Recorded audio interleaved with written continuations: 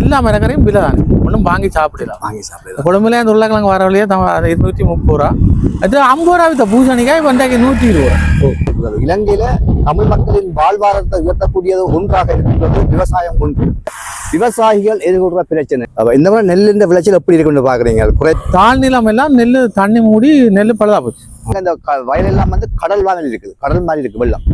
நெல்லிந்த விளைச்சல் பள்ளப்பக்கங்கள் எல்லாம் தப்ரகாசம் எல்லாம் இன்னும் தண்ணி பத்தாம நிற்கும். வெள்ளத்தால அழிஞ்சு தண்ணியங்கால் ஓட முடியாத நிலையில நாங்கள் வெள்ளத்தால் எதிர்நோக்கிறோம். இந்த கட்டுக்கு மேலே அந்த அடிப்படை வந்தாலே தண்ணி பிடிக்காது ஓடும். அங்கே இங்கே பாருங்க தண்ணி ஊறவும், அங்கே தண்ணி ஊறவில்லை வாய்க்காலுக்கு பாருங்க. அப்ப இது தடக்குது. இவ்வளவு நாளும் பச்சை பயிர் ஒன்றும் திருப்பி எடுக்கிறான். அப்படி ஒரு வெள்ளம் போட்டோம். நாங்கள் ஒரு 1000 கண்டு 3.5 லட்சத்துக்கு கொடுத்தா அவங்க வந்து 7 லட்சம் 8 லட்சத்துக்கு விற்கிறார்கள். ஒரு லிட்டரு 1,10,000 ரூபா வரும். அது 50 ரூபா வித்த பூசணிக்காய் வந்தாக்கி 120 ரூபா. 1800 கண்டு வாழை அழித்து திருப்பி அதை பசலையாக்கி பயிர் வச்சு திருப்பி உண்டாக்கி தான் 3 வருஷத்துக்கு அப்புறம் பயிர் செய்யலாம். நீர்வேலி கோப்பாய் வாழை செய்கைகளை நம்பி இருக்கிற ஒரு விவசாயிகள் இது ஒரு பாரிய இழப்பாக போச்சு எங்களுக்கு.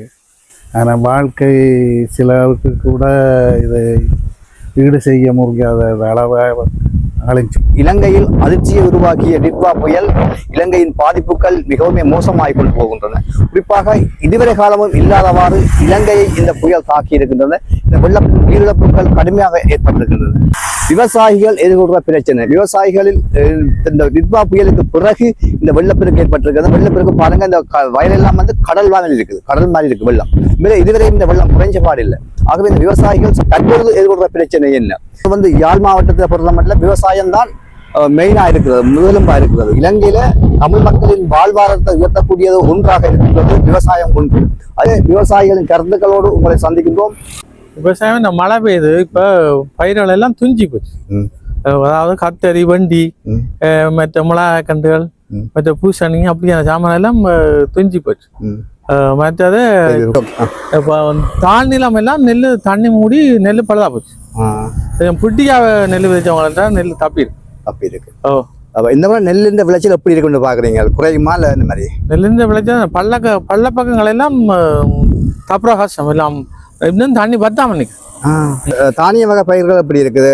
தானிய வகை இது பைத்தங்கொடி, மற்றது கத்தரி, வெண்டி, பூசணி, பாவல் அப்படிலாம் முழுக்க துஞ்சிடுது. ஏன்னா அவ்வளோ வெள்ளம் இந்த வரம் கூட நிற்குது. தண்ணிங்கெல்லாம் மாட்டு நிலத்திலே துஞ்சி போச்சு எல்லாம். இப்போ கொஞ்ச நாளைக்கு இப்போ பாருங்க, பைத்தங்காய் 1400 விற்குது, கத்திரிக்காய் 800 ரூபா விற்கிறான், மற்ற உருளைக்கிழங்கு 230 ரூபா விற்கிறான், பச்சை மிளகாய் 400 விற்கிறான், மற்றது பாவக்காய் 1400. அப்படி எல்லாம் வாழைக்காய் 80 ரூபா வித்த வாழைக்காய் இப்போ 100 ரூபா விற்கிறாங்க. அப்படி எல்லா மரக்கரையும் விலை தானே, ஒன்றும் வாங்கி சாப்பிடலாம். குழம்புல அந்த உருளைக்கிழங்கு வர வழியே 230 ரூபா. அது 50 ரூபா வித்த பூசணிக்காய் வந்தாக்கி 120 ரூபா பாருங்க விலை. இப்போ நீ அப்படித்தான் இல்லாம என்றால் ஒரு இப்போ நீ என்னத்தானே தான் பயிர் வச்சாச்சு, இவ்வளவு நாளும் பச்சை பயிர் ஒன்றும் திருப்பி எடுக்கிறான். அப்படி ஒரு வெள்ளம் போட்டோம். கிட்டத்தட்ட நீங்கள் எவ்வளவு காலமா விவசாயம் செய்றீங்க? நான் இப்போ என்ன 20 வருஷமா விவசாயம் செய்யும். ஓகே, இப்போ நீங்க 20 வருஷம் விவசாயம் செய்றீங்க. விவசாயத்துல இப்ப பிரச்சனை இதுக்கு மேலே இது கொண்டு இருக்குங்களா? இதுக்கு முதல் பிரச்சனை இல்லை. மழை அளவு குறைவுண்டால் அளவுக்கு எல்லாம் பயிர்கள் நல்லா வரும். இது அளவுக்கு அது நம்ம மற்ற இந்த மாதம் அது மழை காலம் தான். 11ஆம் மாதம் கடும் மழை பெய்கிற காலம் தான். இந்த காலத்தை கட்டாயமா அது மழை பெய்யும். இந்த முறை அளவுக்கு அதிகமான மழை பெய்திருக்கு. வேற பிரச்சனை அதான் பிரச்சனை. இந்த மத்திய விசேட காத்து மடிச்சிருக்கு காத்து. ஓகே, இந்த மத்தியில் விசேட பொருளாதார மத்திய இடத்துல வியாபாரிகள் உங்களோட வியாபாரங்கள் எப்படி போகுது? வெங்காயம் பாருங்க, தாராளமா ஜாழ்ப்பாணத்து தேவையான சின்ன வெங்காயம் கிடக்கு, விக்கலா கிடக்கு. 100 ரூபா 120 ரூபா கேட்கறாங்க ஒரு கிலோ வெங்காயம். அதை கொண்டு எங்க விற்கிறது? அது விக்கல, வாங்கி அவங்க விற்கிறாங்க 200 250. வியாபாரிட்ட வாங்கி என்ன விலை விற்கிறாங்க? வியாபாரிட்ட 100 120 தான் பண்றான். ஆனா விற்கிறாங்க 250. இவங்க செய்யறவங்களுக்கு அப்படி நட்டாமட்டு பாருங்க. பாருங்க, வெங்காயத்தையே விக்கலாக்கணும். நாங்க செய்து வச்சு கொண்டிருக்கிறோம், விக்கலாக்கணும். 100 120 ரூபா விற்கிறாங்க, ஒன்றாங்க வெங்காயம். ஆனா விற்கிறாங்க 250 ரூபா. பம்பா வெங்காயம் 250 300 ரூபா விற்கிறாங்க. ஆனா இந்த சின்ன வெங்காயத்துக்கு போற மரியாதை இல்லை. புயலால் பாருங்கோ எங்களுக்கு கிட்டத்தட்ட 70% வாழைகள் பொதுவாய் நீர்வேலி கோப்பாய் வாழை செய்கையிலை நம்பி இருக்கிற ஒரு விவசாயிகள். இது ஒரு பாரிய இழப்பாக போச்சு எங்களுக்கு. ஆனால் வாழ்க்கை சிலருக்கு கூட இதை ஈடு செய்ய முடியாத அளவாக அழிஞ்சு போச்சு. ஒரு கொஞ்ச காலத்துக்கு முந்தைய அப்படி ஒன்று வந்தது. ஆனால் இவ்வளவு அழிவு இல்லை. ஆனால் இந்த முறை பாரிய அழிவு. 70% இழப்பு ஏற்பட்டிருக்குன்னு சொல்லியிருக்கிறீங்க. இதை ஈடு செய்வதற்கு எவ்வளவு காலம் எடுக்கும்? இந்த மாதிரி இது கிட்டத்தட்ட 3 வருஷமாவது செல்லும். என்னென்றால் இந்த வாழையை இனிமேல் துப்புரவாக்கி தம்பி இதை இனிமேல் புனருத்தாரணம் செய்ய இயலாது. இனிமேல் முழுக்க அழித்து வேறு மாற்று பயிர் செய்து அதுக்குள்ள தான் திரும்ப வாழைக்குட்டி போட்டு செய்ய வேணும். கிட்டத்தட்ட 3 வருஷமாகும். 3 வருஷமாகும். துப்புரவாக்குற கூலியே ஒரு 1000 கண்டு கிட்டத்தட்ட 40,000-50,000 ரூபா முடியும். இப்போ அவங்க தைப்பொங்கலுக்கு வாழைக்குலை இல்லாத அளவுக்கு வரப்போம். எங்களுக்கு என்ன பிரச்சனை? தண்ணீர் ஓட்டம் இல்லை, கதவுறையெல்லாம் பிரச்சனையாக கிடக்கும். அதில் ஒரு மூக்கம் மூடி வச்சிருக்கேன். அஞ்சன் மலையில மலைகள் எல்லாம் கீழே நிற்கிது. அன்னைக்கு தண்ணியும் மறைக்குது. அதோடு எங்களுக்கு பாருங்க 30 மூடினாரு. இன்னைக்கு 6 நாள் நெல்லுகளோடும் ஒழிக்கையில் தண்ணி ஓட்டம் காணாது. அப்போ அதுக்கேற்ற மாதிரி நாங்கள் வந்து ஆளுநருக்கும் ஒரு கடிதம் கொடுத்து பரிகம் மரியாதையோட விளையாடுறோம் அது கொடுத்துருக்கையா. அதுக்கே ஓகே.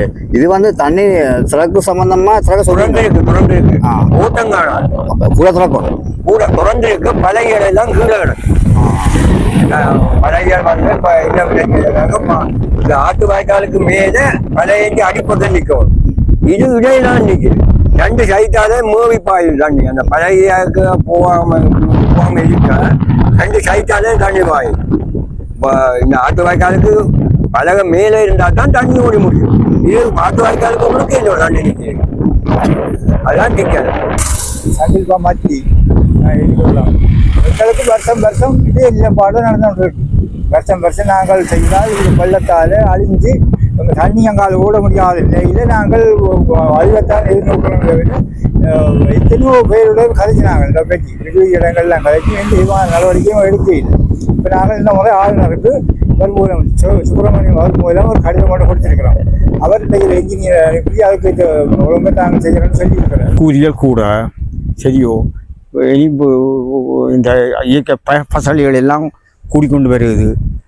மருந்து வகைகளெல்லாம் கூட இதுகள் எல்லாத்தையும் கட்டி வைக்க இந்த இயற்கை அழிவுகள் அதுக்குள்ள வரைக்கையும் அதுகளை போகுது. அப்படி போயிக்க மிச்சம் எடுக்கிறேன்னு சொன்னால் கஷ்டம்.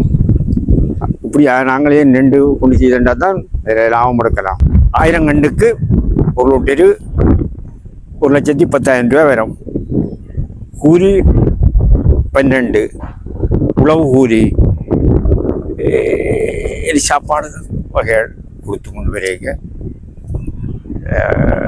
இப்படி இனி இதுகளை செய்து இனி மருந்துகள் இதுகளை சொல்லி செய்து கொண்டு வரைக்க லாப நட்டங்களை நாங்கள் எதிர்பார்த்து செய்கிறே இல்லை. எங்களுக்கு நாங்கள் செய்ததோடு செய்யவும் மட்டத்துக்காக அதைப்படி செய்கிறோம் இல்லையா. லாப நட்டம் பார்த்து செய்யலாது. சில காலங்களில் லாபம் வரும், சில காலங்களில் நட்டகம் வரும். தொடர்ந்து செய்யக்கூடியவையில் பிள்ளைகள் விழிகளோட நிற்கிறோம். மக்களை வச்சு தான் செய்கிறோம். அவையும் இனி ஒரு காலத்து என்ன பென்ஷன் எடுத்து அப்படியான நேரங்கள்லாம் வந்து இதுகளை செய்யலாம். அம்பலத்துக்கு இடையில செய்யலாது. சமூகத்தில் விவசாயத்தில் நாட்டம் இருக்கா? ஆர்வங்கள் குறைவு. லாப நட்டத்தை தாக்கு பிடிக்கிற தன்மை இல்லையவையிட்ட. இப்போ நாங்கள் பழைய ஆட்கள் என்றபடியால் தாக்கு பிடிச்சி செய்கிறோம். அவைக்கு தாக்கு பிடிச்சி செய்யலாமோ ஒன்று கேட்டால் எதிர்பார்க்கிறார். நாங்கள் இப்போ 40-50 வருஷமா செய்கிறோம். 40 வருஷமா செய்றீங்க. இந்த கோயிலகன்ல செய்யறவங்க நட்டம் வந்துட்டு இருக்கா இதுவரை காலம்? முனாந்திராக்களுக்கு தான் லாபம், எங்களுக்கு தனி லாபம் வராது. நாங்கள் ஒரு 1000 கண்டு 3.5 லட்சத்துக்கு கொடுத்தா அவங்க கொண்டு 7 லட்சம் 8 லட்சத்துக்கு விற்கிறாங்க உணர்த்தி போட்டு. அப்போ அதுதான் பிரச்சனை. நினைக்கிறோம் நாங்கள் ஒரு தொழில் ஏற்றுமதியா செய்றீங்க, இங்கே விற்கிறீங்களா? நாங்கள் இங்கேயே கொடுத்துருவோம். இங்கே எடுத்து அவங்க நல்ல விலை விற்கிறாங்க. 3 தலைமுறையாக நாங்கள் வாழைத்தோட்டம் தான் செய்கிறோம். ஒவ்வொரு முறையுமே புயல் வந்து அழிக்கிறது தான். அப்படி இருந்து நாங்கள் செய்த பிறகு இந்த முறை வந்த புயலால் முற்றுமுழுதாக எங்களோட வாழைத்தோட்டமே அழிஞ்சு போச்சு. இப்போ எல்லாம் இதை இனி மீள உருவாக்கம் செய்ய 2 வருஷம் எடுக்கும். இனி இது எல்லாம் அப்புறப்படுத்தி திருப்பி காணியாக்கி எல்லாம் செய்கிறதுக்கு 3 வருஷத்துக்கு மேலே எடுக்கும். இருக்கிற வாழைக்குள்ளையில கூட சந்தைப்படுத்த முடியாமல் இருக்குது. சம்பந்தப்பட்ட அதிகாரிகள் வந்து உரிய நடவடிக்கை எடுக்கணும் என்று கேட்டுக்கொள்கிறேன். மீண்டும் ஒரு காணொலியை சந்திக்கின்றோம். நன்றி, வணக்கம்.